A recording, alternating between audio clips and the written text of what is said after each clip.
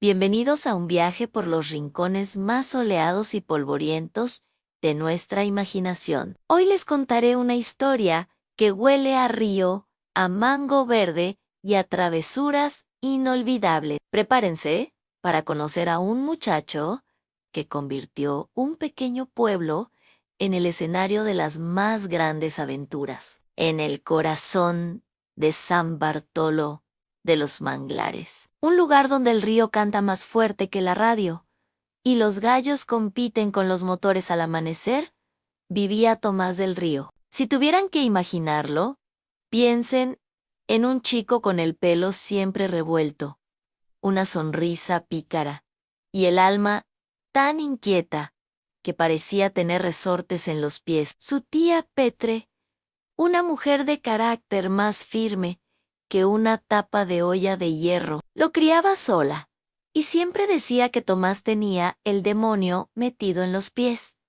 Y no le faltaba razón. No había un solo día en que el muchacho no apareciera cubierto de barro, con la ropa rota o contando una historia tan fantástica que era imposible de creer. Una mañana de esas, con el sol pegando fuerte, la tía Petre le encomendó una tarea que a Tomás le parecía una tortura: a limpiar el patio. Él miró la escoba, miró el patio lleno de hojas secas y decidió que barrer era cosa de adultos tristes y aburridos. Se sentó bajo la sombra de un árbol de mango, pensó un momento y entonces una chispa se encendió en sus ojos. Se le había ocurrido una genialidad. Con la seguridad de un maestro de ceremonias, agarró la escoba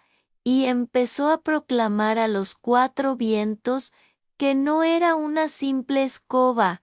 No, señor, era un artefacto mágico. Con voz de experto, les explicó a los otros niños que se habían acercado, curiosos, que quien la usaba con el ritmo adecuado podía invocar el viento del río. Los chicos, con los ojos como platos, se quedaron fascinados. Una escoba con poderes.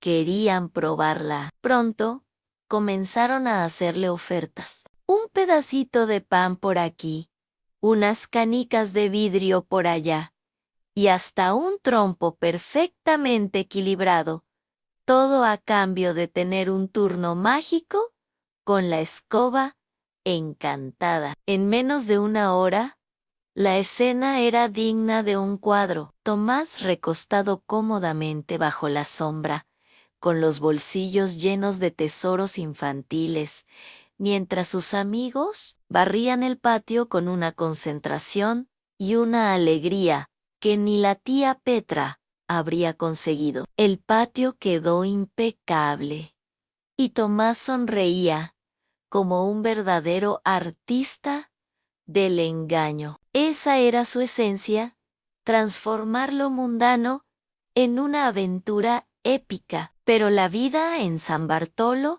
estaba a punto de volverse mucho más seria. Lo que Tomás no sabía es que su sed de emociones lo llevaría a ser testigo de algo que ningún niño debería ver. Una noche, bajo un cielo sin luna, él y su inseparable amigo Benito decidieron ir al cementerio del pueblo. La excusa oficial era cazar luciérnagas, pero la verdad era mucho más emocionante. Querían comprobar si la leyenda era cierta. Sí, el espíritu del viejo don Tadeo, el boticario, salía a medianoche a buscar el oro que supuestamente había enterrado. Se adentraron en el camposanto, moviéndose en silencio entre las cruces de madera. La niebla se arrastraba por el suelo, y el canto lejano de una lechuza era el único sonido.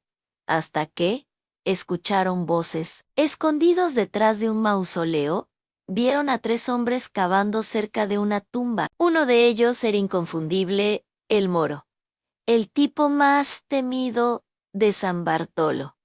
Un hombre de mala reputación, conocido por vender ron adulterado y tener un historial de problemas que nadie se atrevía a mencionar en voz alta. Tomás y Benito contuvieron la respiración mientras los hombres discutían en susurros. De repente, la discusión subió de tono. Un cuchillo brilló bajo la pálida luz de las estrellas. Se escuchó un grito ahogado.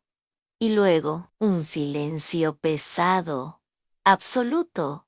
El miedo se apoderó de ellos. Sin pensarlo dos veces, corrieron como nunca antes, sintiendo el aire quemarles los pulmones, con el corazón latiendo desbocado en el pecho. No pararon hasta llegar a la seguridad de sus casas. Acababan de presenciar un asesinato. Desde esa noche, el sueño abandonó a Tomás San. La tranquilidad de San Bartolo se hizo añicos. El pueblo se llenó de rumores que un borracho había sido hallado muerto, que fue una simple riña de cantina, que nadie sabía nada con certeza. Pero Tomás y Benito sí sabían demasiado, y ese conocimiento era una carga pesadísima. El miedo se mezclaba con el calor sofocante y las lluvias torrenciales de la temporada. Cada sombra parecía la del moro, cada ruido nocturno era una amenaza. Pasaron los días, y la justicia del pueblo, lenta y a veces ciega, tomó una decisión. El juez local anunció que había un culpable y que el juicio comenzaría pronto. Pero el acusado no era el moro, era don Juan, el herrero, un hombre bueno y trabajador, cuyo único crimen fue haber estado bebiendo cerca del cementerio esa misma noche. Era el chivo expiatorio perfecto. Tomás no podía soportarlo. La idea de que un hombre inocente pagara por un crimen que no cometió le revolvía el estómago.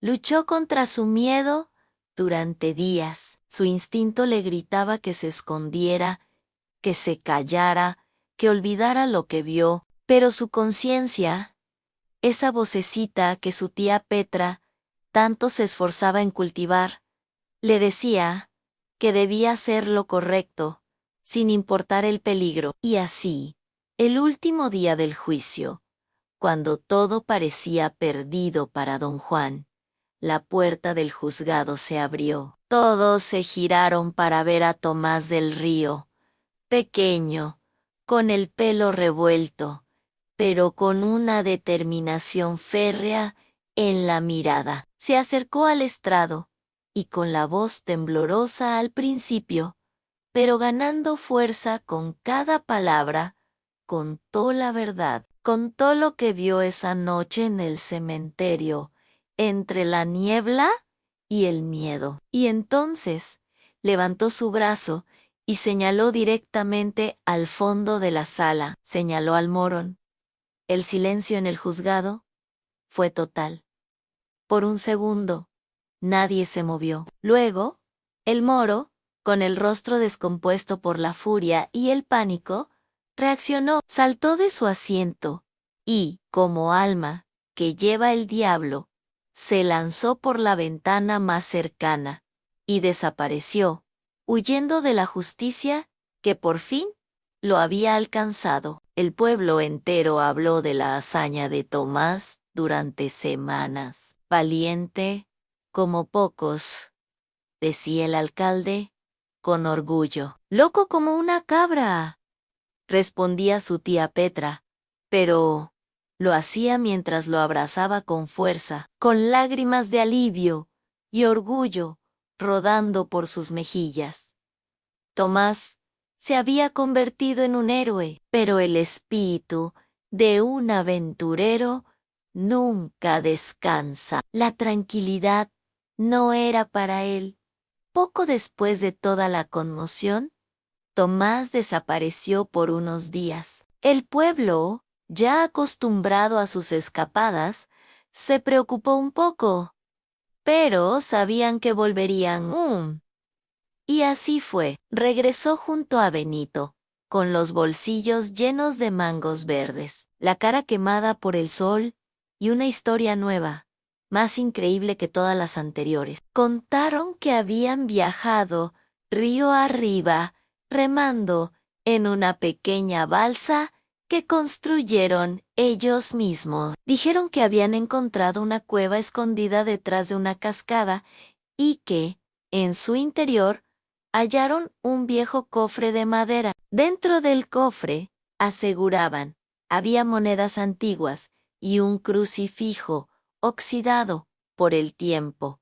¿Era verdad o era otra de las ingeniosas fantasías de Tomás? Nadie en San Bartolo lo supo nunca con certeza. Pero lo que sí sabían es que la leyenda de Tomás del Río ya era parte del alma del pueblo. Se convirtió en canción de pescadores, en cuento para las noches de fogón y en el suspiro de todos los niños que, al mirar el río, soñaban con sus propias aventuras, y a veces, cuando el viento soplaba entre las palmas, algunos juraban escuchar unas risas lejanas, las risas de Tomás y Benito, los dos muchachos que enseñaron a San Bartolo que la vida, incluso en el lugar más pequeño, puede ser la más grande de las aventuras